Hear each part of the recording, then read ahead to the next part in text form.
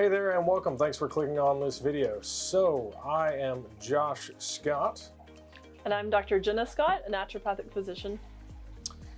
Thank you for checking in with us. This is our day number 1 of our carnivore diet, our 90-day carnivore diet challenge to ourselves.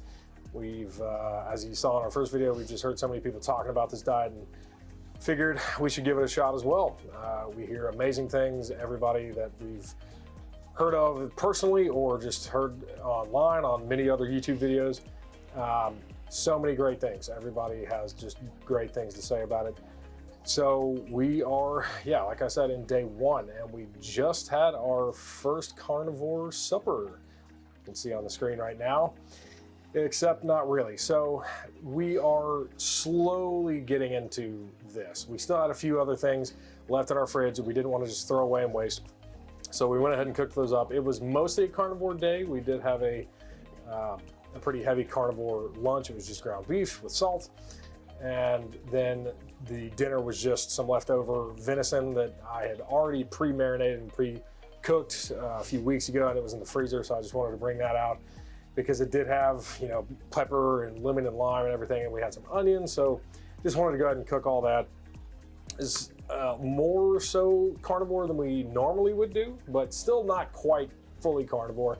And that's one thing we want to warn people of, is don't try and just do cold turkey and just jump straight into it like most people do with New Year's resolutions, because you're probably not going to follow through with that. That's just how a lot of cold turkey things go. So you want to slowly ease into it. You want to prepare yourself, eat up the rest of your food that you have that's not carnivore. Just get ready for it and just have a slow transition. Don't just jump in head first. So we are in that process. I've straightened up our freezers. We've gotten all of our meat organized. Everything else, for the most part anyway, thrown away. There are a few things in there that we're going to keep for after carnivore. So those are things we highly suggest to do. So another thing that we've done on day 1 of carnivore is we actually took our body measurements, so including around the arms, around the thighs, waist, and hips. So it's really good to see what our measurements are at now, with more body fat than desired, and then we will do that at 4 weeks, 8 weeks, and then 12 weeks again to see what our progress is. So another thing that I'm doing for the future of our carnivore diet is trying to just do different research into how to cook meat. And there's so many ways, and there's so many ways that we can do it now, but there's other ways that we can't do yet because we actually don't have a grill at the moment. So I did do some research into different grill options. As you may or may not know, there are many different ways to grill, either charcoal grill, propane, natural gas, smoking. There's just so many different ways. Not all of them are necessarily the best way to do it. There are some claims that the higher heat you use when cooking meats can cause carcinogens, specifically things called PAHs, or polycyclic aromatic hydrocarbons, or heterocyclic amines. That's a mouthful, especially when you're eating it. But what people say is that, or scientists say, is that when you cook food over a grill, or meat specifically, and the oil drips down, and then it sort of vaporizes when it hits the heat and then goes back up as a gaseous state, it's actually turned into those two carcinogenic compounds. Now, I'm going to try and do even more research to see exactly how much of a threat that is.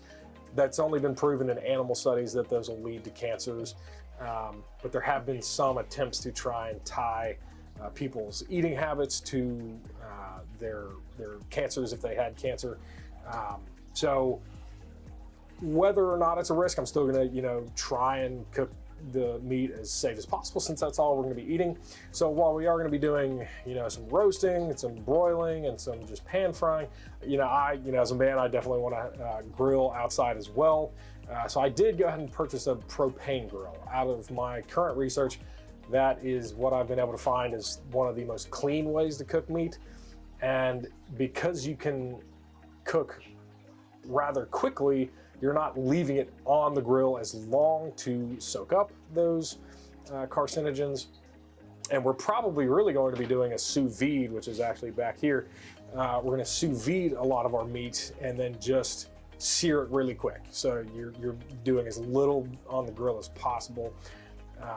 So just be aware of that. There are some things that you probably want to take into account just to be as healthy as possible, especially since this is going to be your only source of food. And so since today was the first day, I definitely wanted to do an even more deep dive into actually what we can gain from doing carnivore. So there's lots of YouTube videos out there, and again, I definitely incentivize you to watch, especially Dr. Sean Baker. He wrote, the first book on carnivore, really. He was one of the first big people that started to do it and talk about it and do the research into some older accounts of it. It goes back at least, from what we know about it, at least 100 years ago, where there was some research being done on people that were eating meat-only diets and just the benefits that they showed and some potential pitfalls. You do need to make sure you're getting a healthy fat intake. People that ate only protein or very lean meats had some digestive problems because of that. You definitely want to be incorporating a good fat ratio. So Dr. Ken Berry says he says 50-50. I don't know if we'll be eating that much fat, because that's a lot of fat. And your digestion can sort of tell you if you're eating enough fat based on what your stool is like. And Dr. Ken Berry goes into that as well. So you can check out Dr. Ken Berry as well on YouTube, like I said in the first video. Both great doctors. Highly incentivize you to check those out. And there's so much information on YouTube, but especially given carnivore. There are so many people that have tried it and have done what we're doing and posted their experience with it, and almost 99% of it is all glowing remarks. People just feeling so much better and just overall improving their health. So that is that's really the only reason that we're trying it out and doing it. And we're very hopeful that that's going to happen. But Jenna's going to say a little bit more as to what you can actually expect and what it's purported to do. Yeah, so with that, really what has made carnivore so popular is the health benefits. And the top ones are weight loss, but not just weight loss, but fat loss. And it's really important to note the difference between just losing weight and losing fat, because unfortunately a lot of people who lose weight actually are losing muscle mass, and that is not good. Versus carnivore, actually you put on muscle because you're eating so much protein. The protein is the building blocks for building your own muscle. So fat loss, muscle gain, trimming down your waistline, which comes as a result of fat loss. And this is really important when it comes to improving your metabolic health. Metabolic disease, which includes obesity, high blood pressure, high cholesterol, stroke, heart disease, etc. That is really the number 2 killer in Americans. So this is really important to make sure that your metabolic fitness is in tip-top shape.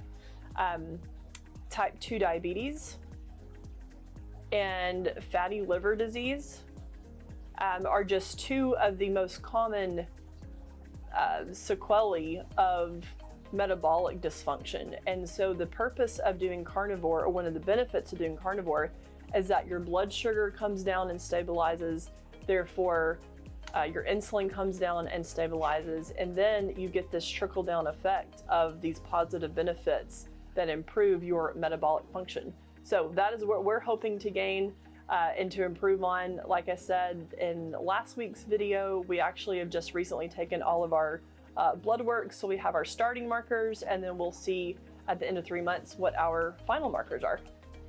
So stick with us as we give you those pieces of information throughout this process.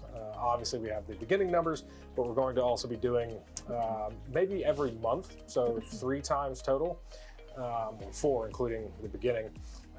But obviously, the big one will be the end, to see exactly how far we've come in that 90 days. We're gonna just upload those so you can see those directly, but also just pictures of how we changed over time. So I'm certainly excited. It's a little bit daunting, just knowing you have to give up a lot. There's a lot of tastes and flavors that you will have to miss out on, but there's a lot to gain. And I hope if you're going to follow us along with your own carnivore journey, that you reap some of those benefits as well. And if you do, please let us know in the comments. Again, you can find me, Josh Scott, at 3D Scott Productions on YouTube. And myself at Southeast Natural Medicine on YouTube. And your website? SoutheastNaturalMedicine.com. All right, stick with us. Thanks, guys.